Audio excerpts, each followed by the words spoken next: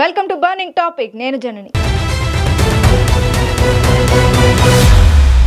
Russia Ukraine యుద్ధం 3 ఏళ్లుగా కొనసాగుతోంది. మధ్యలో వచ్చిన ట్రంప్ అంతా సెట్ చేస్తానని అన్నారు.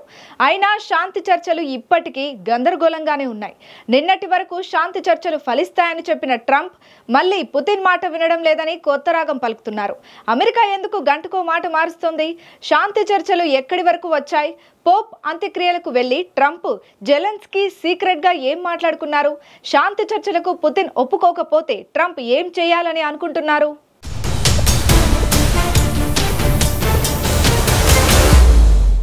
రష్యా ఉక్రెయిన్ యుద్ధం 2022 ఫిబ్రవరిలో ప్రారంభమై 3 ఏళ్లలో లక్షలాది మరణాలు, విధ్వంసంతో ఇప్పటికీ కొనసాగుతోంది. ట్రంప్ రెండోసారి అధికారంలోకి వస్తే ఈ యుద్ధాన్ని 24 గంటలు ముగించగలనని హామీ ఇచ్చారు. కానీ ఇప్పటి వరకు ఏమీ చేయలేకపోయారు. పైగా గంటకో మాట మాట్లాడుతున్నారు. 2025 జనవరిలో అధ్యక్షుడిగా బాధ్యతలు చేపట్టిన తరువాత ట్రంప్ పుతిన్తో ఫోన్ కాల్లో సహా శాంతి చర్చలను ముందుకు తీసుకెళ్లారు. అమెరికా ప్రతినిధి స్టీవ్ విట్కాఫ్ మాస్కోలో పుతిన్తో చాలాసార్లు సమావేశమయ్యారు. అయినా ఇప్పటికే ఎలాంటి ఫలితం లేదు.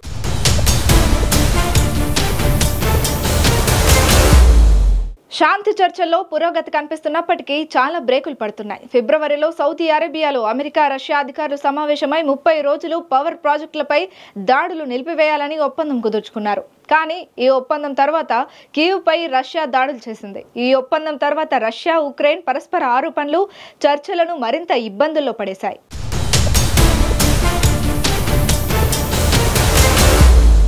మరోవైపు అమెరికా వైఖరిలో అస్థిరత శాంతి చర్చలను గందరగోళంలో పడేశాయి. ట్రంప్ వ్యాపార ధోరణి, రష్యాతో సంబంధాలను పెంచుకోవాలనే ఆసక్తి, ఉక్రెయిన్కు సైనిక సహాయంపై ఒత్తిడి చేయడం ఐరోపా మిత్ర దేశాల్లో అసంతృప్తిని రేపాయి. ఉక్రెయిన్ ఖనిజ వనరులపై అమెరికా పెత్తనాన్ని కోరుతూ సైనిక సహాయానికి బదులుగా ఒప్పందం కుదుర్చుకున్నారు. దీంతో జర్మనీ, ఫ్రాన్స్ అమెరికా వైఖరిని విమర్శించాయి. రష్యాతో రాజకీయ డీల్ కోసం ట్రంప్ ప్రయత్నిస్తున్నారని ఆరోపణలు వచ్చాయి. ఈ గందరగోళం చర్చలను మరింత ఆలస్యం చేశాయి.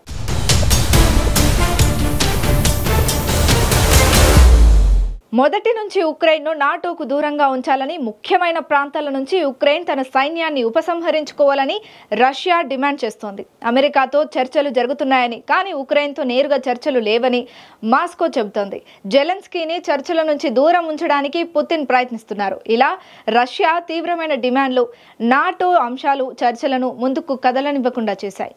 దీనికి రష్యా సైన్యం దాడులు ఉద్రిక్తతలను పెంచాయి. రష్యా శాంతి కోసం రాజీ పడే సూచనలు కనిపించడం లేదు. పైగా కాస్త కూడా మెత్తపడడం లేదు.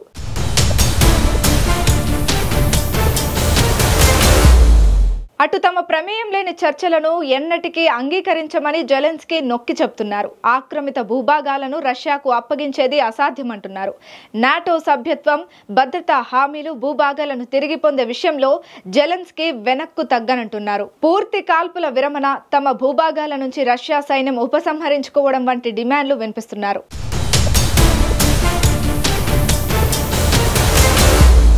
పోప్ ఫ్రాన్సిస్ అంత్యక్రియల సందర్భంగా వాటికన్ సిటీలో కలిసిన ట్రంప్, జెలెన్స్కీ మధ్య సీక్రెట్ చర్చలు జరిగాయి. ఇద్దరు మూడో వ్యక్తి లేకుండా ఎదురెదురుగా కూర్చున్న ఇద్దరు నేతలు రష్యా అంశంపై చర్చించారు. ఈ భేటీ తర్వాత ట్రంప్ మాటలో మార్పు వచ్చింది. పుతిన్ కు శాంతి అంతగా ఇష్టం లేదనే మాట ట్రంప్ నోట వినిపించింది. అందుకే పుతిన్ పై ఆంక్షలు విధిస్తే మరే అవకాశం ఉందని ట్రంప్ అంటున్నారు.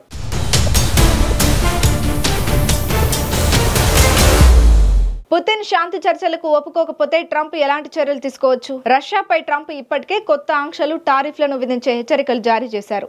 బ్యాంటింగ్, ఇతర ఆంక్షలు విధించే అవకాశం ఉంది. అయితే వీటికి కూడా రష్యా లొంగే అవకాశం తక్కువ అని చెబుతున్నారు. ఇలాంటి ఆంక్షలు రష్యాకు కొత్తేం కాదు. సామధాన దండోపాయాలను ఉపయోగించి రష్యాను దారికి తెచ్చుకునేందుకు ట్రంప్ ప్రయత్నిస్తున్నారు. మరి ఇవి ఎంతవరకు ఫలిస్తాయో చూడాలి.